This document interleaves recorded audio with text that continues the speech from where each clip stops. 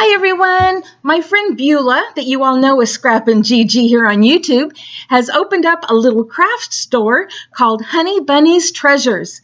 And I'm putting links to her website and her Facebook page below in the description box. So just click on Show More and you will find those links there. And I have the privilege of being a guest designer for her this month.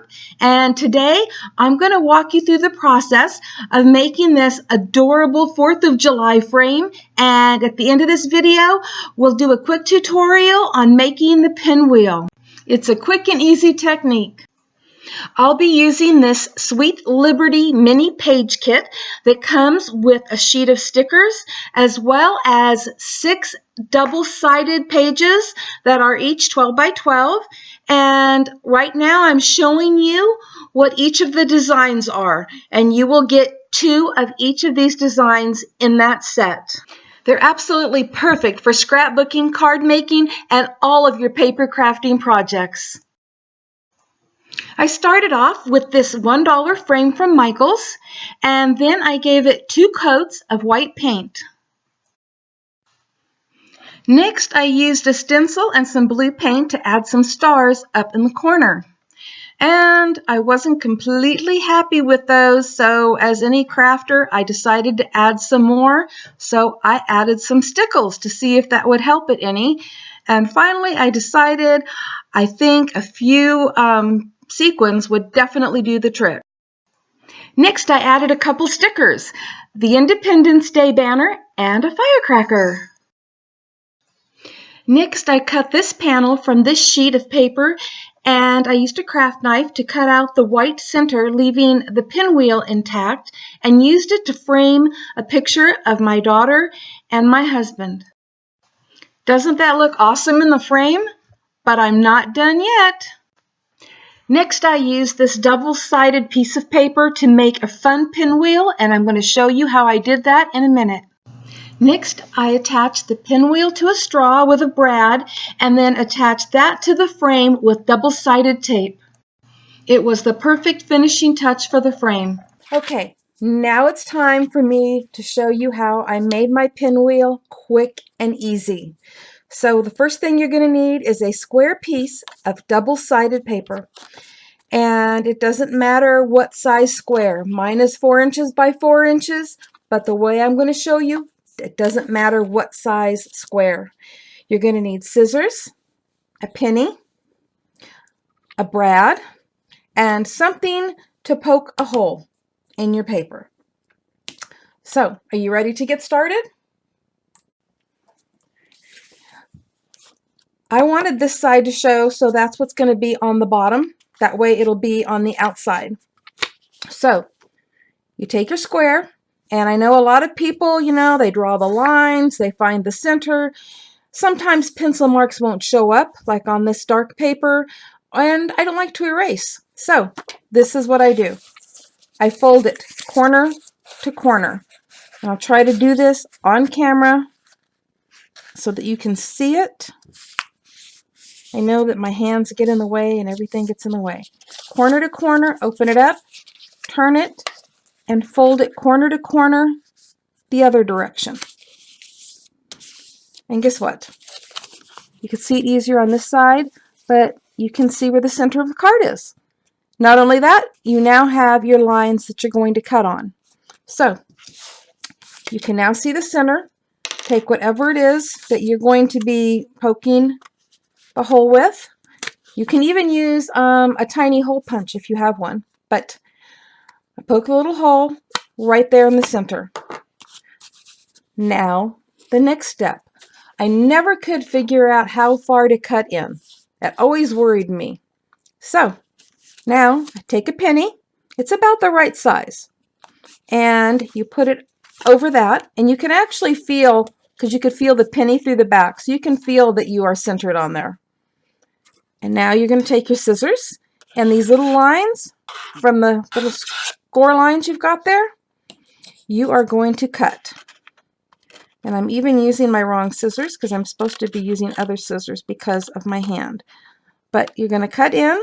You don't have to actually touch the penny, but the penny is your guide as to how close to get. And again, follow the line and stop just before the penny. And you're going to do this on all 4 score lines.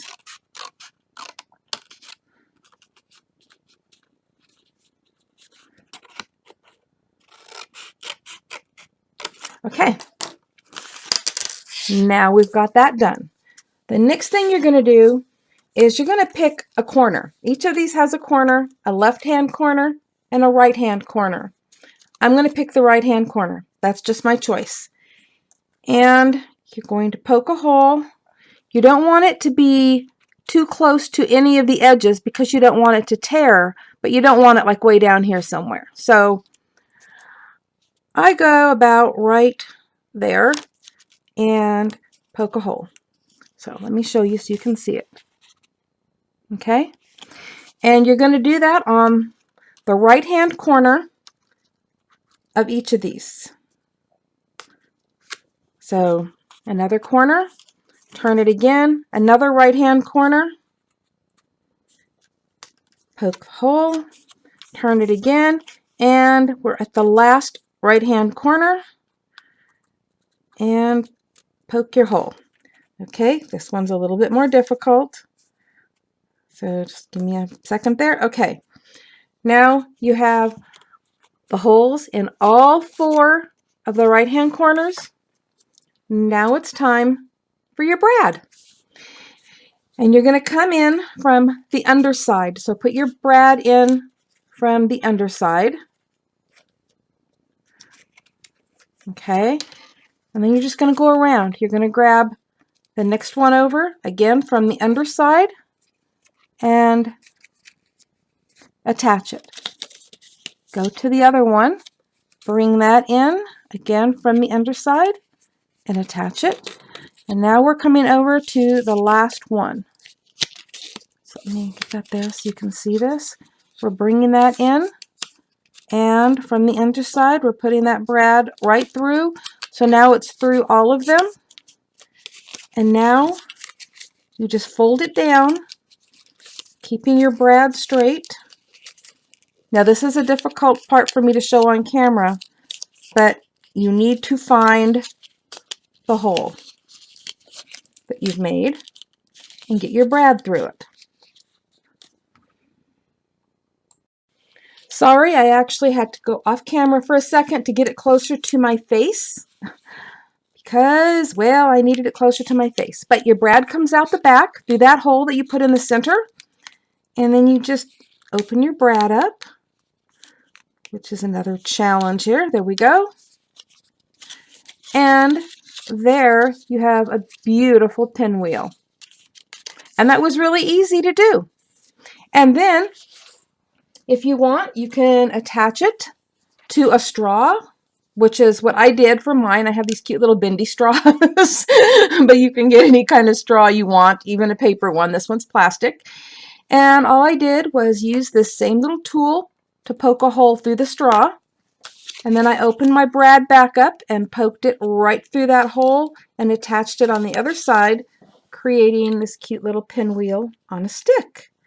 And then, if you want to know how I attached it to the frame, I used, let me get it out here, I used scrappy tape, and 1/4 of an inch was the right size, and I just put a strip down the back of the straw, peeled the outside off, and attached it to the frame. So it was all that easy to do. Thanks for watching today, and I hope this video inspires you to create something fun. And don't forget, there's links below in the description box to Honeybunnies Treasures, and I hope you stop by there and see what all she has. Happy crafting, everyone. Bye-bye.